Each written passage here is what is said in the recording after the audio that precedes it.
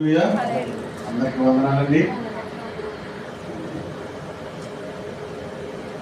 దేవుని మహాకృపను బట్టి కొద్దిమందిగా కూడుకున్నా కానీ దేవుని మందిరంలో ఆరాధన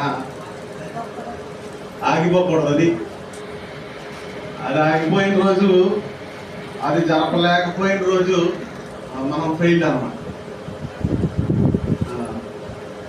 దేవుని మహాకృప ఇలా నడిపిస్తూ ఉంది. దానికి మీరందరూ సాక్షులు, మీరందరూ పాలిభాగస్తులు. దేవుని చేత నియమించబడ్డారు, నిర్ణయించబడ్డారు కాబట్టి ఈ సమయంలో ఇక్కడ ఉన్నాం. మరి చాలా మంది మందిరానికి రావాలనే బయలుదేరతారు పాపం ఇంటి దగ్గర. కానీ వారికి దారిలో ఎన్నో బాధలు, ఎన్నో సమస్యలు అవన్నీ చక్కబెట్టుకుని వచ్చేసరికి సమయం అయిపోతుంది. కానీ దేవుని సన్నిధి కొరకు తమ సమయాన్ని అంటాడు భక్తుడు, ఈ ధనము ఈ ఘనము. ధనం అంటే ఏదో పట్టుకొచ్చి ఇచ్చేస్తాం కదా, ఏదో 100 రూపాయలు ఉంటే రూపాయి ఇచ్చేయటం కాదు. కానీ ఘనము కూడా, ఘనం అంటే ఏంటంటే లెక్కించబడిన ప్రతిదీ కూడా, లెక్కించబడిన ప్రతిదీ కూడా ప్రభువుకి ఇవ్వాల్సిందే. నువ్వు లెక్క పెట్టడానికి ఏమున్నాయి? నీ శరీరం భాగాల్లో ఎన్ని అవయవాలు ఉన్నాయి, ఆ అవయవాల్లో కొన్ని దేవునికి ఇచ్చేయాలి. భక్తుడు అంటాడు, మీ యొక్క అవయవాలను దేవుని యొక్క పని కొరకు సాధనాలుగా వాడండి. కనీసం కాళ్ళకు ఒక్కొక్కసారి పని చెప్పలేము, కొన్ని నిమిషాలు కళ్ళకు పని చెప్పలేము, కొన్ని నిమిషాలు చేతులకు పని చెప్పలేము. కాళ్ళకు పని చెప్తే కొంచెం సేపు దేవుని కొరకు నడవగలం, కొంచెం సేపు చేతులకు పని చెప్తే దేవుని మందిరంలో పని చేయగలం, కొంతసేపు కళ్ళకు పని చెప్తే దేవుని వాక్యం చదవగలం. దేవుని కొరకు, నీ కొరకు నువ్వు ఏవైతే ఉపయోగించుకున్నావో, ఏవైతే లెక్కిస్తూ ఉన్నావో, లెక్కించబడిన ప్రతి దానికి కూడా ప్రభు దగ్గర నీవు భాగాన్ని ఇవ్వవలసిన వాడు అన్నావు. ధనం అనేది అది చివరి లీస్ట్ పాయింట్ అన్నమాట. దేవుడు నీకు ఇచ్చాడు కాబట్టి, నీ దగ్గర ఉన్నాయి కాబట్టి, 10 రూపాయలు ఉన్నాయి కాబట్టి పట్టుకొచ్చి 1 రూపాయి పడేయడం అసలు విషయం కాదు. కానీ దేవుని కొరకు నీ అటెన్షన్ ఎలా ఉంది, నీ యొక్క లెక్కించబడినటువంటి ఘనాన్ని దేవుని కొరకు ఇస్తున్నావా? ఒక రోజులో ఎంత సమయాన్ని దేవుని కొరకు ఇస్తున్నావు, అది లెక్కించబడతానే ఉంది. ఏమంటాడు భక్తుడు, ఏమంటాడు దావీదు, అయ్యా నా దినములు లెక్కించుట నాకు నేర్పించు. ఎవరైనా లెక్క పెట్టుకుంటున్నారా దినాలు? మీ దినాలు ఎవరైనా లెక్క పెట్టుకుంటున్నారా? గుర్తుంచుకోండి, మీ దినాలన్నీ కూడా దేవునికి లెక్క చెప్పవలసినటువంటి బాధ్యత ప్రతి వ్యక్తికి, ప్రతి విశ్వాసికి ఉన్నది. గమనించండి. బహుశా దేవుడు అని చెప్పాడో లేదో మీకు, లేకపోతే మీరు ఎప్పుడైనా చదువుకున్నారో లేదో ప్రియులారా, బహుశా దేవుడు నన్ను ఆయుష్తో ఉంచిన కారణాన్ని బట్టి ఇప్పుడు చెప్తున్నాను.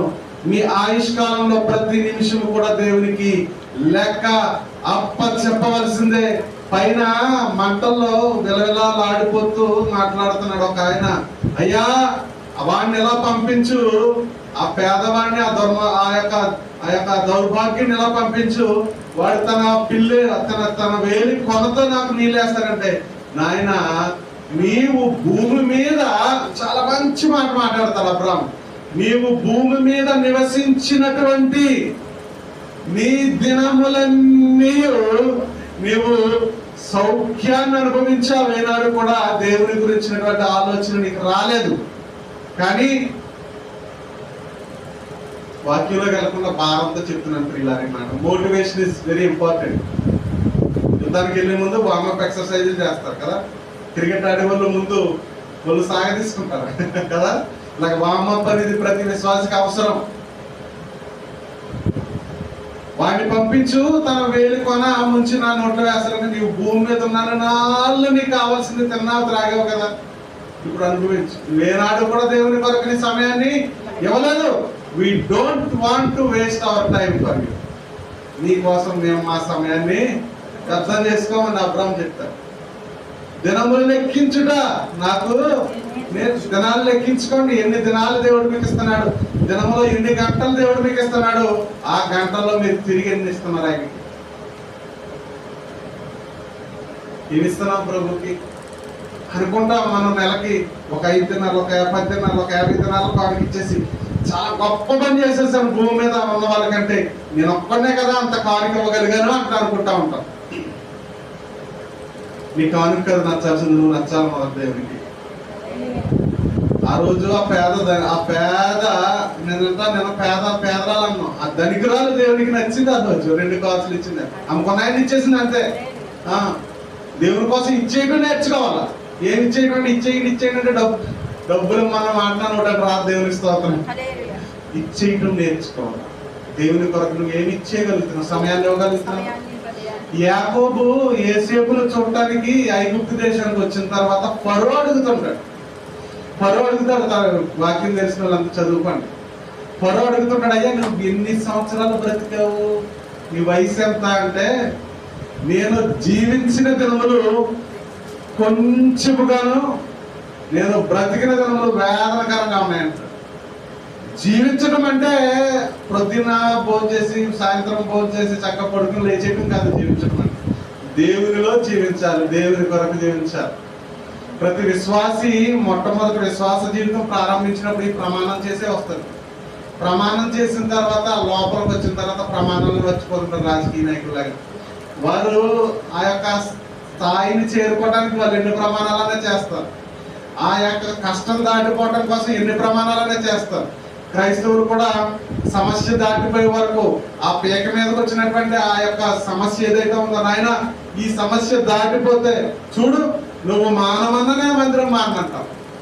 నాయన నువ్వు చూడు, ఈ సమస్య కొట్టెక్కిపోని చూడు, నెల ఎలా తెస్తాను నేను దర్శింపాగను. చూడు, ఈ ఒక్క కష్టం, ఈ ఒక్క అప్పు తీరుకొని 10 లక్షల అప్పు ఉంది, ఆ అప్పు తీరుకొని నెక్స్ట్ మంత్ నుంచి చూస్తాం. నువ్వే చూస్తావు నాయన, దేవుడి దగ్గర చేస్తాం మనం. కానీ మనం రాజకీయ నాయకుల కంటే ఎక్కువ మర్చిపోతుంటాం. మన తప్పు కదలే, మరుపు దేవుడే పెట్టాడు కదా, దేవునికి స్తోత్రం. ఆయనే అడగను, నాయన అన్నాను కదా రోజు మర్చిపోయింది, నువ్వే పెట్టావు కదా మరుపు, నాకు మరుపు లేకుండా చేయాల్సిందే అని దేవుడిని అడుగుతాం. దేవునికి స్తోత్రం. వీళ్ళలా గుర్తుంచుకోండి, దేవుని మందిరంలో ఇవాళ ఉన్నామంటే ఆయనకి ఇవ్వాల్సింది ఆయనకి చేసింది. ఇశ్రాయేలును ఉద్దేశించి ప్రభు అంటా ఉంటారు, మీరు తప్పనిసరిగా ఇచ్చుట నేర్చుకోండి. ఏమి ఇవ్వాలి? మీ ధనాన్ని ఇవ్వాలి. ఏమి ఇవ్వాలి? మీ సమయాన్ని ఇవ్వాలి. ఏమి ఇవ్వాలి? మీ రోజులను ఇవ్వాలి. మీ పంట కాలాన్ని ప్రభు కొరకు ఇవ్వాలి. పంట కాలంలో నీ పంట 3 నెలలు నువ్వు పండించుకున్నది కోసుకో, శుభ్రంగా కూర్చుకో. కానీ ఆ దినాలలో, పంట కాలపు దినాల్లో కోత పండుగలు చేయాలి నువ్వు ప్రభు కొరకు. ప్రభు నిన్ను జ్ఞాపకం చేసుకుని నీ పైరును పండించిన రీతిని బట్టి నువ్వు పండుగ చేయాలి దేవుని కొరకు. వచ్చి నువ్వు మందిరంలో కనపడాలా. కోత పండుగలు చేస్తున్నారు చాలా మందిరాల్లో. కోత పండుగలు అంటే డబ్బులు వసూలు చేసుకుని పండుగ ఇక్కడ. కానీ ఇశ్రాయేలుకి చెప్పాడు దేవుడు, కోత కోసిన వెంటనే నువ్వు పండుగ చేయాలా. ఇవన్నీ బైబిల్లో ఉన్నాయి పిల్లలు, మీకు అందరికీ తెలుసు. మనం అప్పుడప్పుడు విన్నవే ఇవి. కోత కోసిన వెంటనే నువ్వు పండు ఎందుకు చేయాలంటే, నీవు నాటిన నాట నుండి చీడ పేడ తినివేయకుండా దాన్ని కాచి కాపాడి పువ్వొచ్చి అది కాయి పంట పండిని చేతికి వచ్చింది కాబట్టి, అది ఇచ్చినోడు దేవుడే కాబట్టి, సకాలంలో వర్షాన్ని మంచుని ఎండను అనుగ్రహించి ఆ పంటను ఫలింపజేశాడు కాబట్టి యెహోవాకు నువ్వు పండుగ చేయాలి. పంట పండినోడిని పండుగ చేయమన్నాడు, మంచిది.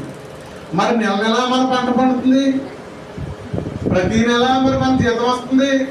రోజు చేసిన పనికి నెలాఖరున మరి మన యజమానులు మనకి జీతం ఇస్తున్నారు. రైతు అంటే కొన్ని 3 నెలల్లో కష్టపడి పెంచాడు పైరుని, అప్పుడు వాడికి ఏదో కోత కోసిన తర్వాత లాభం వచ్చింది కాబట్టి వాడు పండుగ చేయాలి. మరి నువ్వు అంటే నేను విత్తనాలు వేయట్లేదంటే, నేను సాగు చేయట్లేదు, నేను ఎందుకు పండుగ చేస్తాను అంటున్నావా?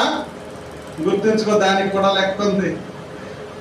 నెలంతా నువ్వు చేసావు పని, నెలాఖరిన నువ్వు వేసిన విత్తనానికి, నువ్వు పడిన కష్టానికి ఫలితం వచ్చిందా రాలేదా? నువ్వు కోత పండుగ చేయలేదా? ప్రభు సన్నిధికి వచ్చి కనపడాలా వద్దా? మరి నువ్వు అనేస్తున్నారు మన వాళ్ళు. దేవునికి స్తోత్రం. వాళ్ళకి తెలీదు, వాళ్ళకి తెలియదు. ప్రతి దానికి నీవు లెక్క చెప్పాలి. కాబట్టి నీ దినాల్ని, నీ సమయాన్ని, నీ నిమిషాలని, నీ బిడ్డల్ని ఏమన్నాడు మళ్ళీ? నీ బిడ్డల్లో ప్రథమ ఫలము ఎవరిది? యెహోవాది. నీకు బిడ్డలు పుట్టారా? నీ పెద్ద కొడుకుని తీసుకొచ్చిన మందిరంలో పని చేయించు, ఉద్యోగాన్ని పంపకం. తెలుసా? అడిగాడు ప్రభు తెలుసా? దశభాగము అంటే డబ్బుల గురించి మర్చిపోండి. దశభాగం అంటే డబ్బుల గురించి కాదు. నీ పశువులు ఇన్నియా? మొట్టమొదటి రోజులు తీసుకొచ్చిన ఇవన్నీ దేవుని కొరకు ఇచ్చుట నేర్చుకున్నప్పుడే విశ్వాసి నిజమైన విశ్వాసి. అటెన్షన్ నువ్వు శ్రద్ధ చూపించాలి దేవుని పని విషయంలో, దేవుని మందిరం విషయంలో. అలా ఉన్న వారిని దేవుడు ఆశీర్వదిస్తాడు. ఎవరైతే ఆయన శ్రద్ధ కలిగి ఉన్నారో వారిని ఐశ్వర్యవంతం చేస్తాడు. శ్రద్ధ గలవాడు ఐశ్వర్యవంతుడు.